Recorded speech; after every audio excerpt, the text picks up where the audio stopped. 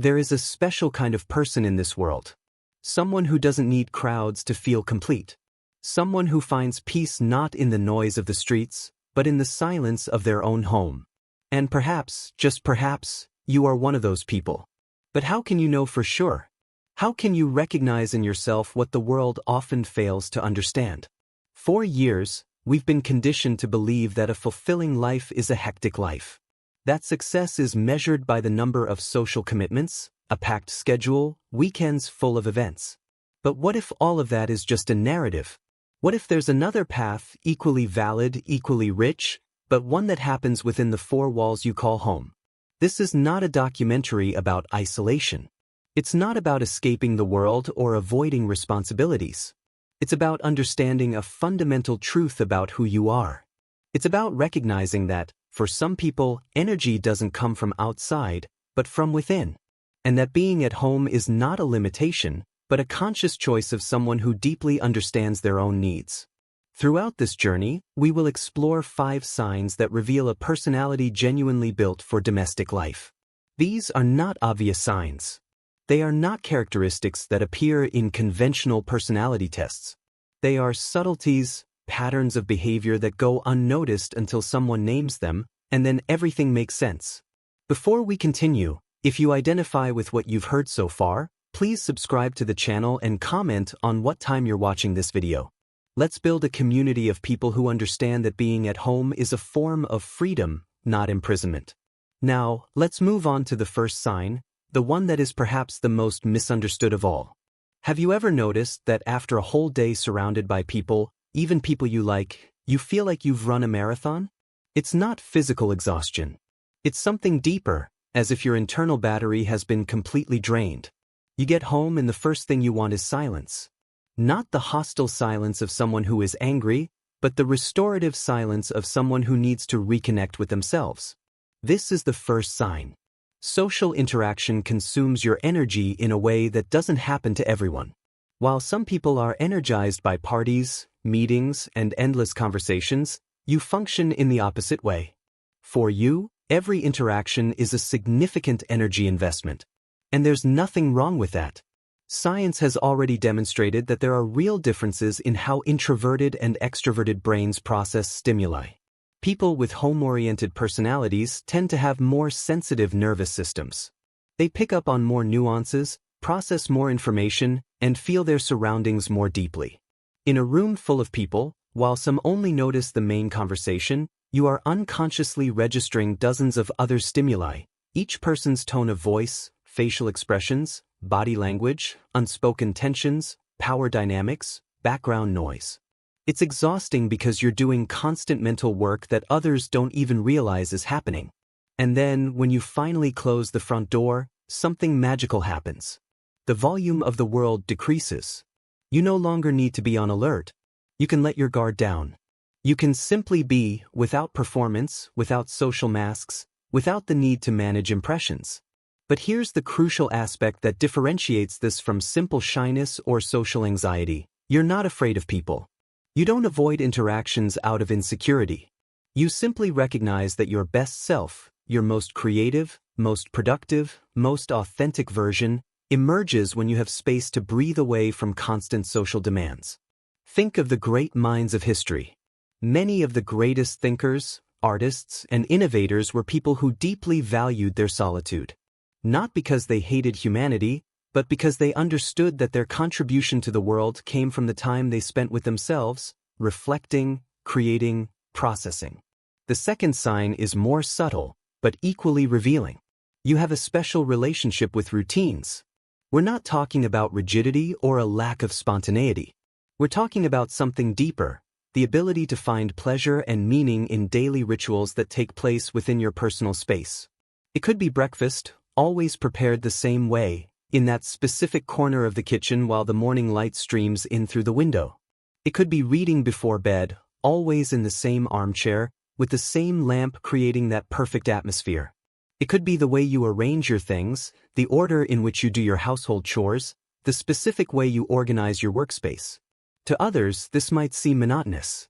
But for you, these routines are anchors. They are moments of predictability in a chaotic world.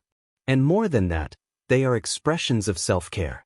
Each small ritual is a way of telling yourself that you deserve attention, that your well-being matters, that your inner peace is worth the effort of creating structures that protect it. There is a philosophical depth to this relationship with domestic routines.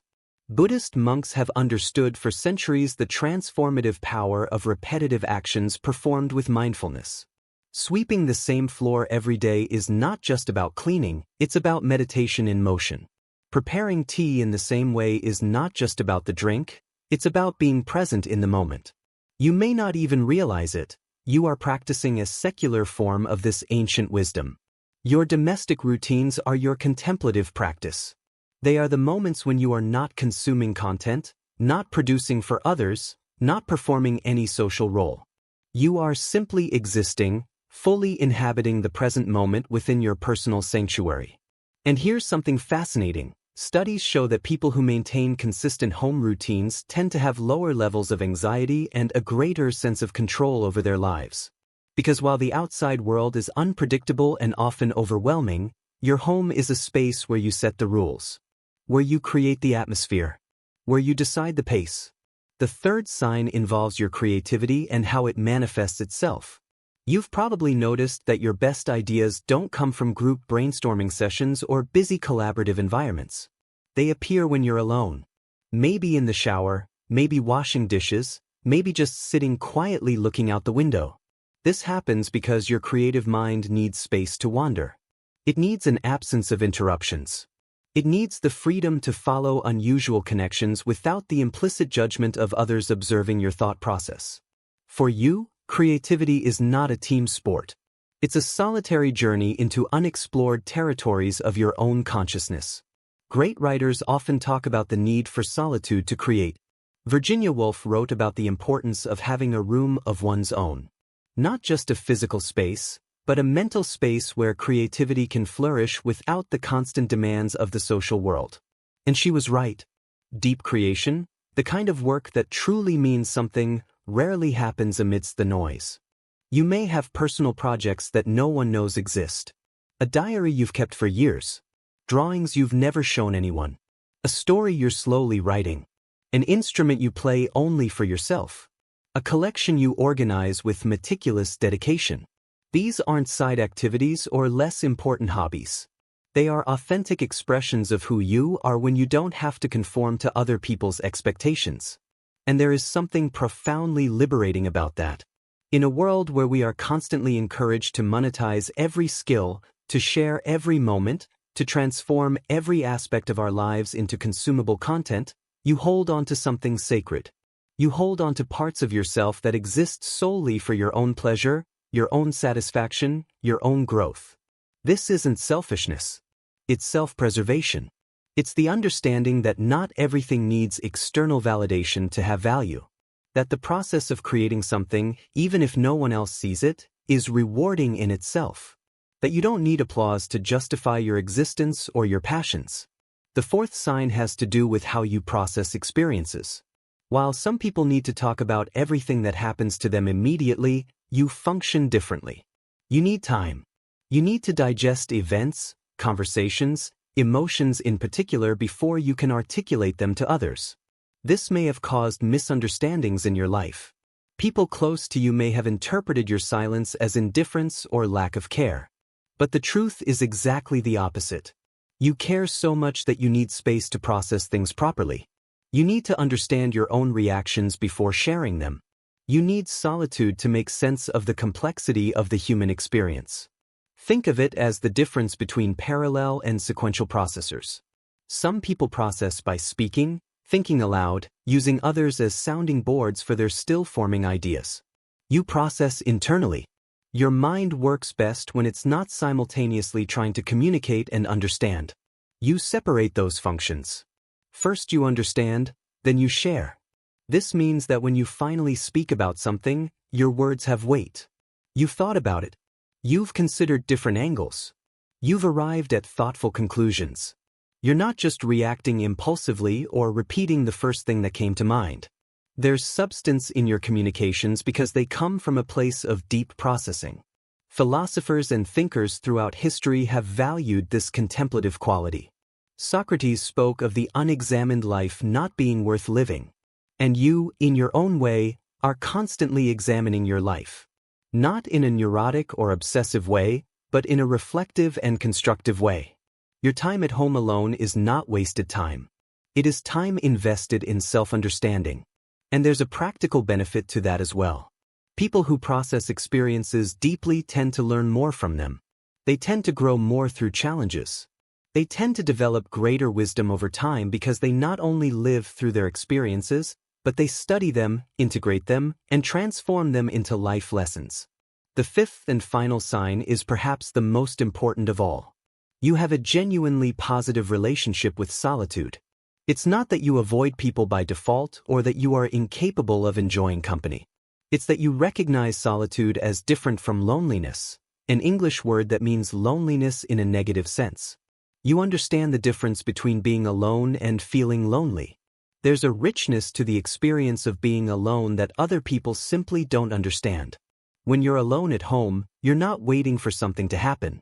You're not killing time until the next social interaction. You're genuinely present, enjoying the experience of your own company. This is extraordinarily rare and extraordinarily valuable.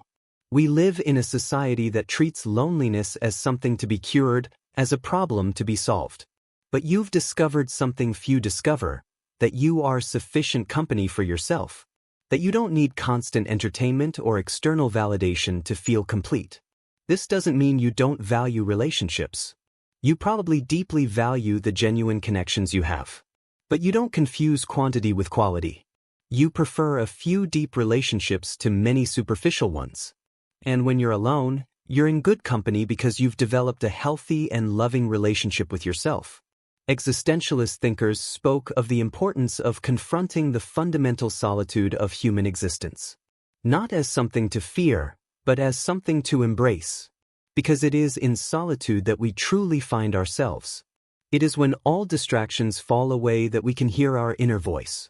It is in silence that we can discern who we really are versus who the world wants us to be. You practice this naturally. Your time at home alone is, without you necessarily thinking so, a form of spiritual practice. It's informal meditation. It's organic self-reflection. It's the continuous process of getting to know yourself and becoming more fully who you are. Now, having explored these 5 signs, you might be wondering, does this mean I should isolate myself completely? That I should avoid all social interaction? Absolutely not. Recognizing that your personality is built to be at home is not an invitation to total seclusion. It's an invitation to be honest with yourself about your needs and limits. The world needs people like you. It needs deep thinkers. It needs people who don't follow the crowd by default. It needs individuals who bring perspectives cultivated through solitary reflection. It needs people who value authenticity over popularity. It needs guardians of the inner life in an age of constant externality.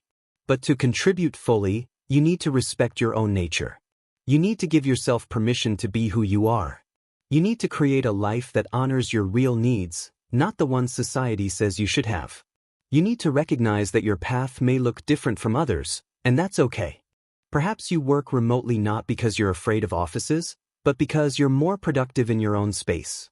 Perhaps you decline frequent social invitations not because you dislike people, but because you know you need time to recharge.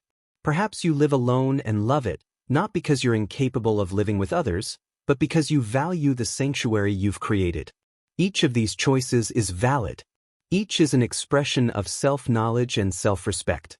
And the more you honor these needs, the more energy you will have for the interactions you choose to have. Because you won't be constantly exhausted trying to be someone you're not. There's a quote attributed to Oscar Wilde that says, "Be yourself, everyone else is already taken." And it's profoundly true. The world doesn't need another person trying to fit into a mold that doesn't work. It needs you, in your authentic wholeness, contributing from your real strength, which comes precisely from that ability to be with yourself. Think about the last few months of your life. When were you happiest? Most at peace? Most productive? Most creative? Those were probably times when you had enough space to be yourself, without constant social pressures. Times when you could honor your natural rhythm, your internal processes, your real needs. This is no accident. It's information.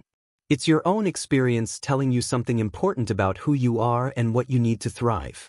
And the more you pay attention to these messages, the more fulfilling your life will become. Of course, there will be challenges. We live in a world that doesn't always understand or value this type of personality. You may face pressure from family members who don't understand why you don't want to participate in all social events. Colleagues who mistake your need to work alone for a lack of team spirit. Acquaintances who interpret your social selectivity as arrogance or disinterest. But here's the liberating truth. You don't need everyone's approval to live authentically. You don't need to justify your needs or defend your nature. The people who truly matter, who genuinely care about you, will understand and respect who you are. And those who don't understand, well, maybe they aren't the right people to be intimately involved in your life. This isn't about building walls or rejecting the world. It's about establishing healthy boundaries that protect your energy and well-being. It's about creating a sustainable life that you can maintain in the long term without burning out. It's about recognizing that taking care of yourself isn't selfishness, it's responsibility. As we conclude this exploration, I want you to consider something. What if everything you've been led to believe about what constitutes a well-lived life is based on premises that simply don't apply to you? What if the fulfilling life you seek bears no resemblance to the images society sells? What if your happiness doesn't depend on having thousands of friends, but on having a few true ones? What if your success isn't measured by how much time you spend at social events, but by the depth of the work you create in solitude? What if your value isn't in how socially active you are, but in how authentic you can be? These are not rhetorical questions. They are invitations to reflection. They are opportunities for you to question narratives that may never have been yours, but that you internalized because they were constantly around you. They are chances to free yourself from expectations that don't serve who you truly are. Your personality, built to be at home, is not a design flaw. It's a different configuration, equally valid, equally beautiful. It's a way of existing in the world that has its own gifts, its own contributions, its own value. And the more you embrace it, the more powerful your presence will be when you choose to share it with the world. Because here's the interesting paradox. When you fully honor your need for personal space and alone time, you become more available for genuine connections when they happen. You're no longer operating from an empty tank, trying to force interactions when you're depleted. You're renewed, present, able to engage deeply because you've taken care of your fundamental needs. So, if you recognized yourself in these 5 signs, know that you are not alone, even if you often prefer to be alone. There are millions of people in the world who share this basic guidance. And there is a whole wealth of life available to you within the space you call home. Your home is not a prison you need to escape from. It's a sanctuary you've created, a refuge from the chaos of the world, a place where you can reconnect with yourself. It's where your creativity flourishes, where your routines anchor you, where your deep processing happens, where your energy is renewed. And perhaps, in the end, the greatest freedom is not the ability to be anywhere, but the ability to be fully present wherever you choose to be. And if you choose to be at home, not because you're afraid to go out, but because you genuinely love the space you've created, then you've found something precious. You've found a kind of freedom that doesn't depend on external circumstances. A peace that comes from within. A satisfaction that no one can take away from you. May you continue to honor this part of yourself. May you create a life that respects your true needs. May you find, or have already found, people who understand and value who you are. And may you never apologize for needing space, silence, and solitude to thrive. Because, in the end, the fullest life you can live is the one that is true to who you really are. And if who you are is someone whose personality was made to be at home, then being at home is not a limitation. It's a conscious choice. It's an affirmation of self-knowledge. It's an expression of courage to live authentically in a world that constantly pressures you to be different. May the Lord God bless your journey of self-discovery and grant you the wisdom to live in accordance with your true nature, finding peace and purpose in the sacred space you call home.